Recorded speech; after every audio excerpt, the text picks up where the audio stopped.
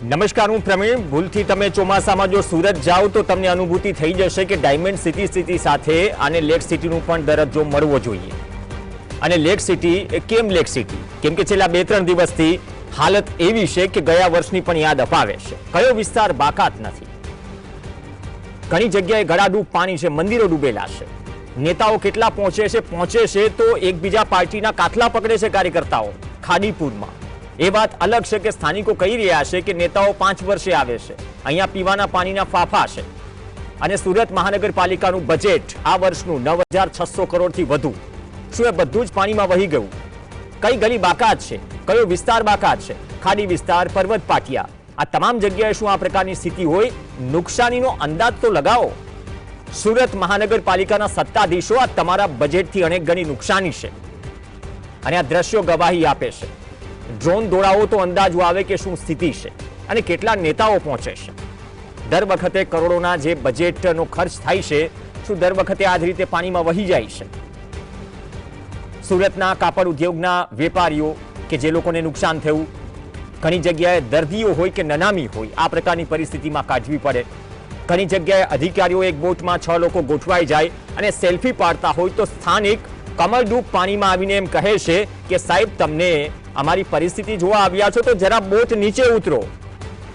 Boat tourism ન કરો, selfie ન ખેંચો. સેલ્ફી ખેંચવી હોય તો તમે પાણીમાં ઉતરો. શું આ પાણીમાં ઉતરવા તૈયાર છે? ગઈકાલે સરથાણા પોલીસ સ્ટેશન પણ પાણીમાં ગરકાવ હતું. પીઆઈ ખુદ અંદરથી દસ્તાવેજો કાઢતા જોવા મળ્યા. હવે જો પોલીસ સ્ટેશન જ મુશ્કેલીમાં હોય અને જે પોલીસ કર્મીઓ છે તે પોલીસ સ્ટેશનમાંથી મહત્વના દસ્તાવેજો કાઢવામાં વ્યસ્ત હોય, પોલીસને સલામ છે. ઘણી જગ્યાએ જીવના જોખમે તમામનું રેસ્ક્યુ કર્યું. ઘણી જગ્યાએ પહોંચ્યા, નેતા કરતા પહેલા પહોંચ્યા. ઘણી વખત નેતા પહેલા પહોંચી જાય છે.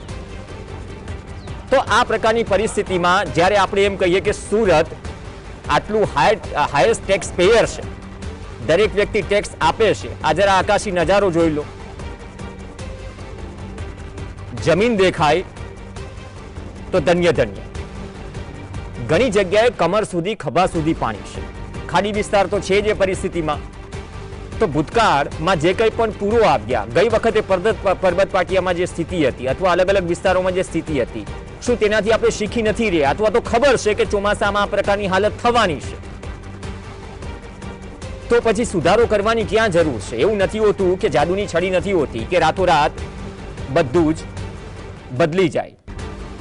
પણ સવાલ ટાઉન પ્લાનિંગનો છે, સવાલ નવા વિકસતા વિસ્તારોનો પણ છે, સવાલ એ વિસ્તારોનો પણ છે કે જે વિસ્તારમાં ખરેખર જીવના જોખમે આ પ્રકારની પરિસ્થિતિ હોય છે.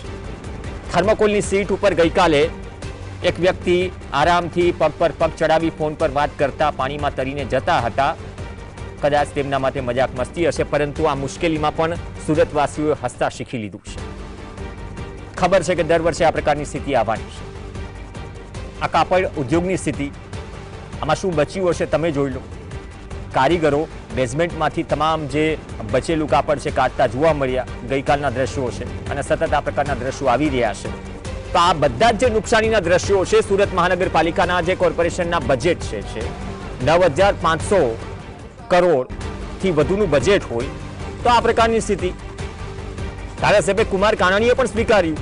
બહુ ઓછા ધારાસભ્યો છે કે જે પરિસ્થિતિનો સ્વીકાર કરે છે, જનતા માટે બોલે છે, જનતા માટે પત્રો લખે છે, કોઈ પણ મુદ્દો હોય.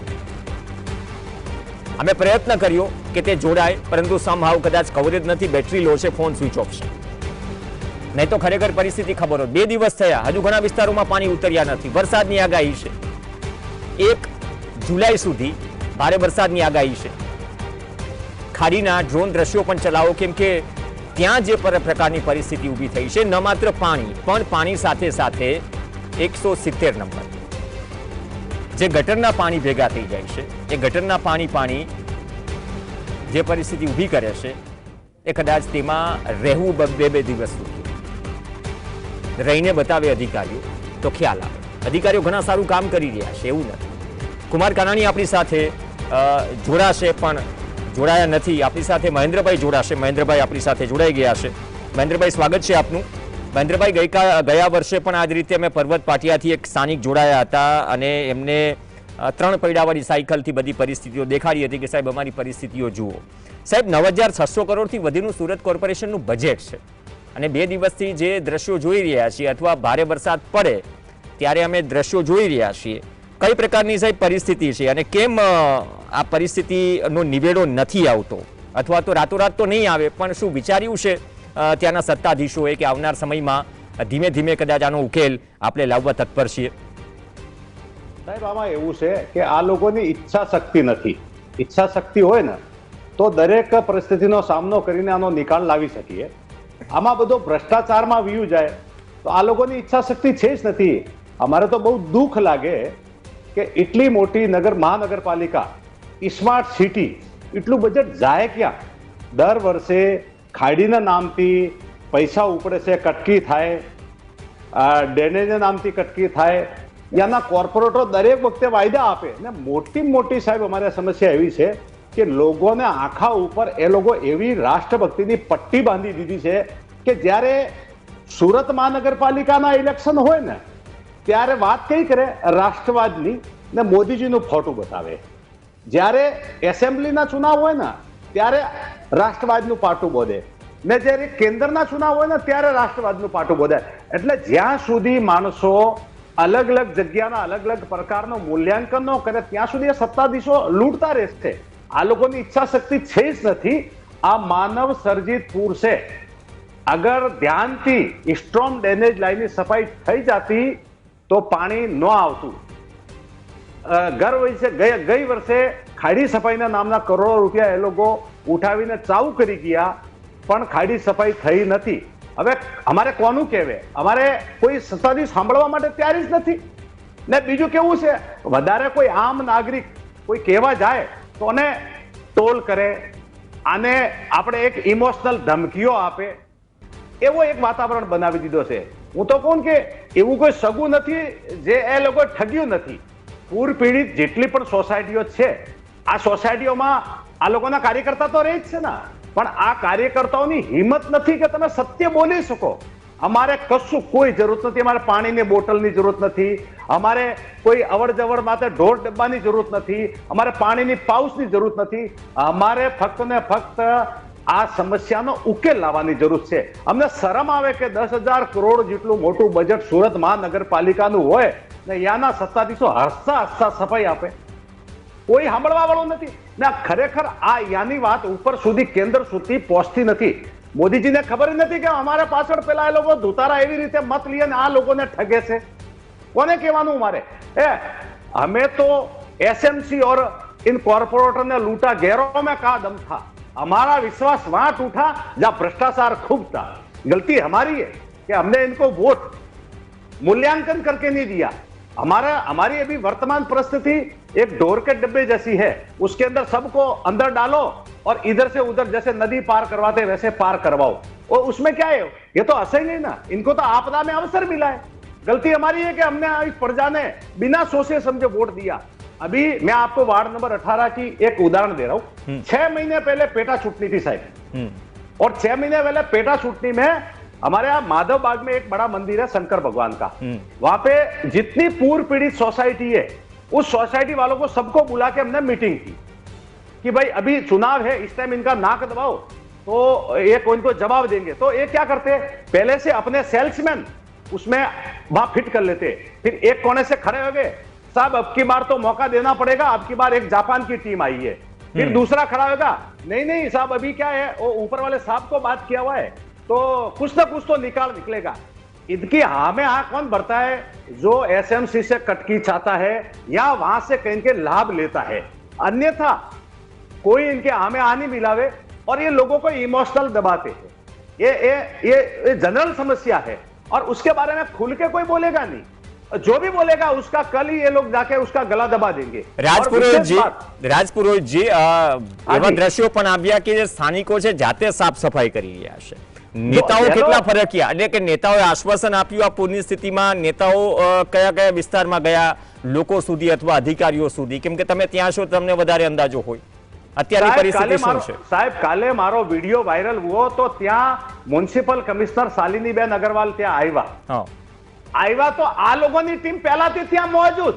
એ બેન હારા છે ને ના તમે આવ્યા ને તમારો ખૂબ ખૂબ ધન્યવાદ ને અમે પછી હું આવ્યો મેં કહ્યું બેન કોઈનો ધન્યવાદ નથી, તમે કડક વાત સાંભળવા માટે આવ્યા હોય તો અમે અમારી વાત કરીએ, અમારે સમસ્યાની વાત કરીએ, બાકી તો કે કહો. મેં કહ્યું બેન અમારે આ સમસ્યા છે, આનો કાયમ ઉકેલ કેવો છે? આ તમારા જ કોર્પોરેટર આ વાર્ડના વાર્ડ નંબર 18 દિનેશ પુરોહિત જે ફાંકી ફોજદારી કરે એ કોર્પોરેટર એક વખતે કીધું કે આ વખતે પાણી આવે તો મૂછ મુંડાવી લઉં, બીજી વખત કે પાણી આવે તો સર મુંડાવી લઉં. એ ક્યાં ગયા? આને સામે લાવો. આ પમ્પિંગ સ્ટેશન કરોડો રૂપિયા ખર્ચો કરીને પમ્પિંગ સ્ટેશન બનાવ્યું. આ પમ્પિંગ શું કરે? ખાડીનું પાણી રોડનું પાણી ખાડીમાં નાખે ને ખાડીથી ઓવરફ્લો થઈને બહાર આવે. ખાલી જનરેટરનું પેલું ડીઝલનું બિલ બનાવીને ત્યાં આપીને એ લોકો પૈસા ઉપાડે. હવે એ વાતો આગળ આ કમિશનર શ્રીને ન કહીએ તો કોને કહેવાનું અમારે? આ ઝોન ઓફિસ ભ્રષ્ટાચારનો અડ્ડો છે. જ્યાં રેતી કપસી પડી હોય ને કોઈ બિલ્ડિંગ ને સામે ત્યાં પહોંચી જાય ને એટલી મોટી સમસ્યા હોય ને ત્યાં આવીથી ગાયબ થઈ જાય. આ કેવું ચાલશે? મોદી સાહેબ આવ્યા હતા મઈ મહિનામાં, છેલ્લા 2 મહિના પહેલા, તો અમારે સોસાયટીની થોડી દૂર 200 મીટરની દૂર 1.5 કરોડના ખર્ચે હેલિપેડ બનાવ્યો હતો. હેલિકોપ્ટર અહીંયા ઉતર્યું હતું સાહેબ ને મોટો રોડ શો બનાવ્યો હતો. રોડ શો લોકોને એમ કીધું કે હવે તો આ સરળ થઈ ગયું, હવે તો પાણી આવશે નહીં. ને અમારા બધા ઘણા જે ભક્તો છે અને કીધું કે શા માટે મહેન્દ્રભાઈ તમે યાર આ કોર્પોરેટરનો વિરોધ કરો? મેં કીધું હું વ્યવસ્થાનો વિરોધ કરું છું, કોર્પોરેટરનો મારે વિરોધ નથી. કે ના પાણી ન આવે કે એક ટીપું ન આવે કે સાહેબ કીધું છે ને મૂછ મુંડાવું. હું કાલે ઉસ્ત્રો લઈને તૈયાર બેઠો હતો, સાહેબ આવે તો અમે મૂછ મુંડાવા તૈયાર થાવ, પણ આવતા નથી. એ બધા ભૂંડ ભક્તો ભાગી જાય. આ દુઃખ થાય ને અત્યારે ખરેખર આ લોકોને જો સત્તાધીશ કોઈ પણ હોય ને, ભલે ભાજપ હોય, કોંગ્રેસ હોય કે આપ હોય, સત્તાને હંમેશા જનતાનો ડર હોવો જોઈએ. જે ભય બિન પ્રીત ન હોય, જ્યારે જનતાનો ડર સત્તાને હશે કે અમારી ખુરશી ખસી જશે, હું તમને કહું રાતના 12 વાગે આવીને એ લોકો કામ કરશે. ભય બિન પ્રીત ન હોય. આ લોકોને લાગે ને કે અમારી સત્તા અહીંયાથી જતી રહેશે, અમે કામ વિહોણા થઈ જશું, તો એ લોકો રાતના પણ કામ કરશે. એટલે હું તો કહું ને, ખાલી એક વિસાવદરમાં ગોપાલ ઇટાલિયા એક આવ્યો છે ને ભાજપના કાન ઉભા થઈ ગયા છે, બરાબર ને? આ નોંધ કેન્દ્ર સુધી લેવાય છે. મારે જેવા 5 ગોપાલ ઇટાલિયા એસએમસી જતા રહેશે ને આ જનતાને આશીર્વાદથી, તો ખરેખર સૌ સાહેબ આ લોકોને ખબર પડશે કે એવી રીતે કામ થાય, એવી રીતે જનતાનો હાથ અપાય. નહીં, તમે બહુ સારી વાત કરી, કેમ કે લોકશાહીની વ્યાખ્યા જે છે કે પ્રજાનો ડર થોડો હોવો જોઈએ. અને બીજી વાત કે પ્રજા માટે તો છે જે ઓલાર કેરટેકર્સ કે પછી કોર્પોરેશન હોય કે ક્યાં, કેમ કે પ્રજાના સેવકો છે અને એ પરિસ્થિતિમાં અવાજ પણ સાંભળતા હોય છે. તો આટલી બધી વ્યથા છે તો વ્યથા સાંભળતા હોય છે ઘણા બધા નેતાઓ, ઘણા બધા એક કાનેથી સાંભળી બીજા કાને કાઢી નાખે છે. એક બ્રેક માટે નાનકડો રોકાઈશું, કેમ કે પરબત પાટિયાથી પણ એક સ્થાનિક આપણી સાથે જોડાશે અને ખરેખર ત્યાં જે પરિસ્થિતિ છે, જનતાની જે વેદના છે, એ શું અનુભવી રહ્યા છે, એ શું ઉપર મેસેજ આપવા માંગે છે, અથવા તો સ્થાનિક જે નેતાઓ છે એ સ્થાનિક નેતાઓ તેમના સુધી કેટલા પહોંચી રહ્યા છે, એ પણ વાત કરીશું બ્રેક પછી.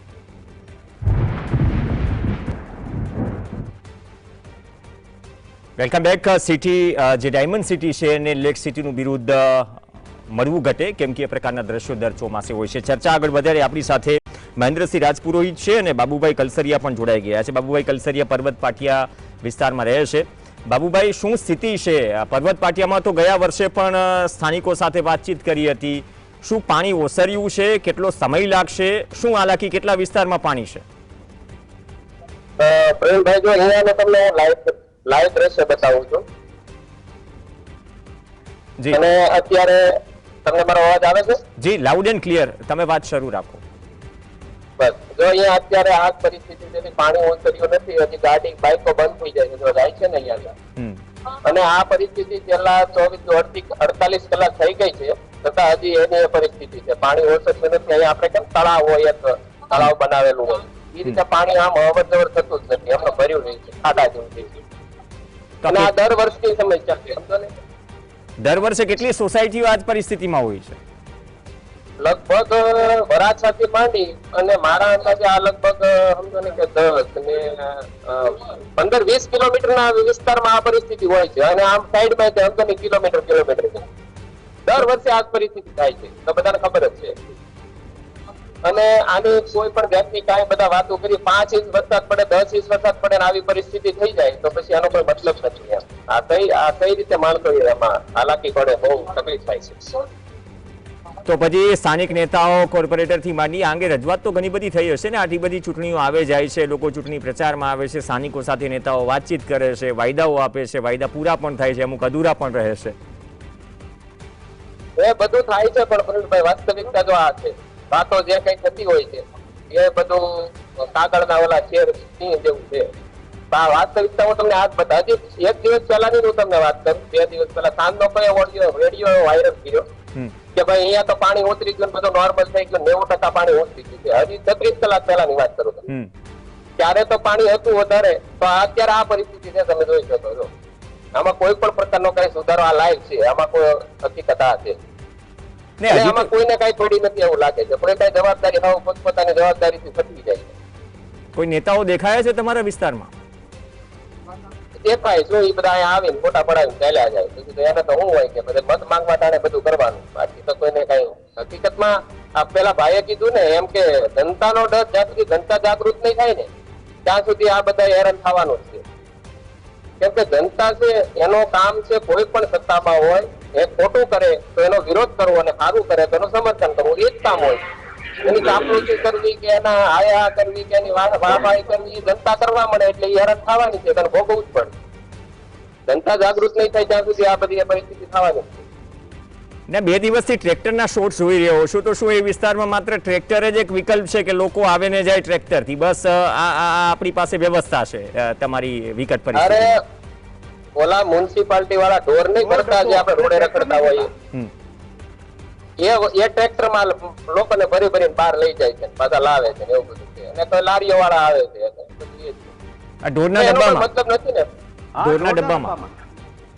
હા, ઢોરના ડબ્બામાં. હા, હકીકતમાં ઢોરના ડબ્બા. હા ભાઈ, એક વિડીયો વાયરલ કર્યો તો પુરોહિતભાઈ કે ઢોરના ડબ્બામાં કાયદેસર એ લોકો ભરીને લઈ જાય છે. એ હકીકત છે.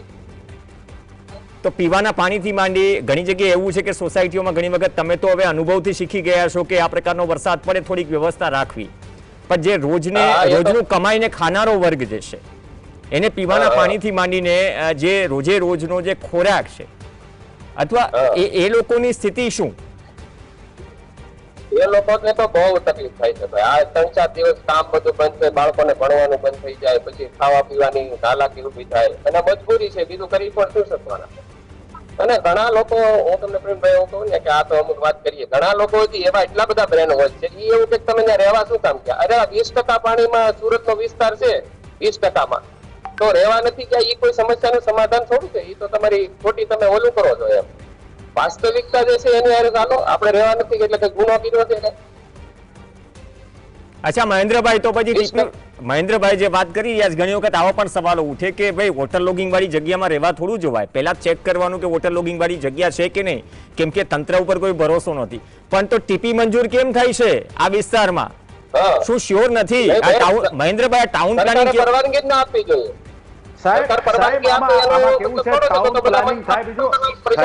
અધિકારીઓની સૂઝબૂઝ નથી. હું તો કહું વાલક ખાડીનો, સાહેબ મારી વાત સાંભળજો, વાલક ખાડીનું જે ડેવલપમેન્ટ થયું ત્યાંની ખાડીને ડાયવર્ટ કરી ગુજરાત હાઈકોર્ટના નિવૃત્ત જજને મારફત આની સ્વતંત્ર તપાસ થાય કે આ કૌભાંડ કેવી રીતે થયું, તો બધું ભોપાળું બહાર આવે. અમને દુઃખ લાગે કે ગુજરાત સરકારના મોટા પાવરફુલ માણસ કોણ કહેવાય? માનનીય CR પાટીલ સાહેબ, જે સુપર CM કહેવાય, ને આના ઘર ક્ષેત્રમાં એવી પરિસ્થિતિ અમારે જોવી પડે. અમને દુઃખ લાગે. અમે કોને કહેવા જઈએ? સાહેબ આ લોકોને આપદામાં અવસર દેખાય, રોજનું લાવીને ખાય, આ લોકોને શું લેવું દેવું? આને તો મોદીજીના નામથી મત લેવા છે. આને કે અહીંયાની સ્થાનીય SMC ની કામગીરીના નામથી આ લોકોને મત લેવા જ નથી. આને મત લેવાના છે ધર્મના નામથી, આને મત લેવાના છે રાષ્ટ્રવાદના નામથી, આને મત લેવાના છે જમ્મુ કાશ્મીરના નામથી. તો આ લોકો શું ધ્યાન આપશે? આ અમને દુઃખ લાગે કે એ લોકો શું કે આના પેજ પ્રમુખ છે ને, અમને કહેવામાં શરમ આવે, તમે ખાડીને કિનારે શા માટે ફ્લેટ લીધો? તમે ત્યાં શા માટે રહો છો? સુરતની 30% જનતા આ રસ્તાથી અવર જવર કરે. આમાં રોજિંદા ખાવા વાળા પણ હોય, ઉદ્યોગપતિ પણ છે, કારીગર પણ છે, અને મધ્યમ માણસો પણ છે. એ બધા ડિસ્ટર્બ થઈ ગયા છે. લેકિન આ લોકો તો આપદામાં અવસર, અમારે પાણીનો બાટલો નથી જોતો, અમારે કાયમ ઉકેલ જોઈએ. અથવા તો તમે બંગડી પહેરીને બાયડીઓના કપડા પહેરીને જતા રહો, સત્તામાં બેસે. અમારે દુઃખ લાગે, આત્મા રોવે છે અમારી. કે અમારા ફ્લેટો ને તમે કહો કે તમે ખાડીને કિનારે શા માટે લીધું ને તમારા ભૂંડ ભક્તો તૈયાર કરેલા હોય ખરેખર જે કટકીને જે પ્રશાસનથી કઈ કે કટકી કરે ને એવા માણસો અમારે ઉપર કોમેન્ટ્સ કરે, અમને ટ્રોલ કરે. આ લોકોને શરમ આવી જોઈએ સાહેબ. નહીં તો એસએમસી ના કોઈ કાન સાહેબ એ લોકો અનુકંપાના અધિકારીઓ છે. અચ્છા. એ શું છે, એ જેટલા કોર્પોરેટર છે ને એ સિલેક્શન નથી, એ અનુકંપાના છે. અમારી ગલતી છે કે અમે લોકો આને મત આપ્યા, બાકી એ આના લાયક કોઈ નથી સાહેબ. લાયક માણસ મૂકો, ભણેલા ગણેલા મૂકો, જે લોકોની સંવેદના સમજે એને મૂકો. કમસે કમ અમારા જળે ઉપર નમક તો ન નાખે. અમારે લાગી અહીંયા છે ને પગને અંગૂઠાને પટ્ટી બંધાવે, તમે ત્યાં પટ્ટી બાંધી દો, તમારી આંગળી ઠીક થઈ જશે. એ મૂર્ખા છે, શરમ આવી જોઈએ. ઓકે, સમયનો અભાવ છે. છેલ્લો સવાલ બાબુભાઈ, તો આમાં એસએમસી સુરત મ્યુનિસિપલ કોર્પોરેશન ના સત્તાધીશોનું કામ આમળનાર કોઈ નથી શું? આમાં રિવ્યુ પણ લેવા સી.આર. પાટીલ જેવા નેતા છે, આમાં શું day by day update, day to day 24/7 ઘણી પરિસ્થિતિઓમાં મદદ અથવા તો જનતાના ફોન કોલ રિસીવ થાય છે, એની ફરિયાદો સંભળાય છે. અને જો કહેતા હોય મહેન્દ્રસિંહ કે જો એ જ વિસ્તારમાં એસએમસીના સત્તાધીશો આ પ્રકારની સ્થિતિમાં હોય તો ઉપર શું રિપોર્ટ નથી પહોંચતો, કાન આમળનાર કોઈ નથી? કેમ કે દર વખતે આ પરિસ્થિતિ હોય છે, દર વખતે તમે આ જ વેદના ઠાલવો છો સાહેબ. ઉપર કોઈને કઈ પડી, જનતા જ્યાં સુધી જાગૃત નહીં થાય ને પ્રવીણભાઈ, ત્યાં સુધી જનતાને આ બધું ભોગવવાનું જ છે. એ ફાઇનલ, એ તો બધાને ગમે છે તો શું કરવાનું. હકીકત આ વાસ્તવિકતા છે.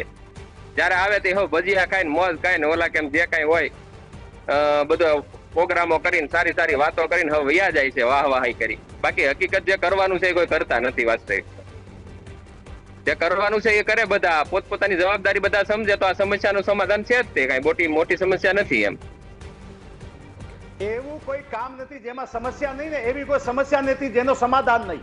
બધાનો સમાધાન છે. હકીકત છે. ઓકે, આ સમસ્યાનું સમાધાન અને તમારી લાગણી અમારી ફરજ હતી કે માધ્યમ તરીકે અમે સરકાર સુધી પહોંચાડીએ.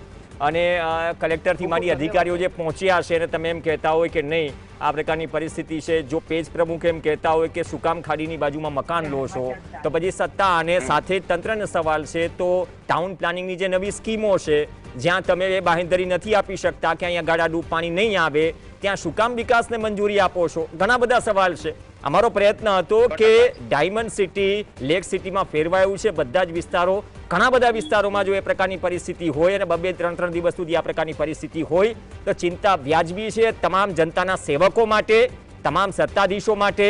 અને આ પરિસ્થિતિમાં સત્તા પક્ષ અને વિપક્ષના કાર્યકર્તાઓ કાતલા ન પકડે, કેમ કે નાક કપાવી રહ્યા છો તમે જનતાના સેવક તરીકે. અપેક્ષા રાખીએ કે અત્યાર સુધી તો બોટપાટ નથી લીધો ભૂતકાળની ઓનારત અને તારાજીમાંથી, એ સ્થિતિ વડોદરામાં પણ હતી. જોઈએ અત્યારે શું સુધરે છે વડોદરામાં. પણ આ મુદ્દો અને લાગણી સરકાર સુધી પહોંચે અને ઘટતું કરે અને લેક સિટીને બદલે ફરીથી ડાયમંડ સિટીની ઓળખ ચમકતી થાય, એ જ અપેક્ષા સાથે ધન્યવાદ. બંને ખાસ મહેમાન આપણી સાથે જોડાયા. આ સાથે ચર્ચામાં હાલ બસ આટલું જ. નમસ્કાર.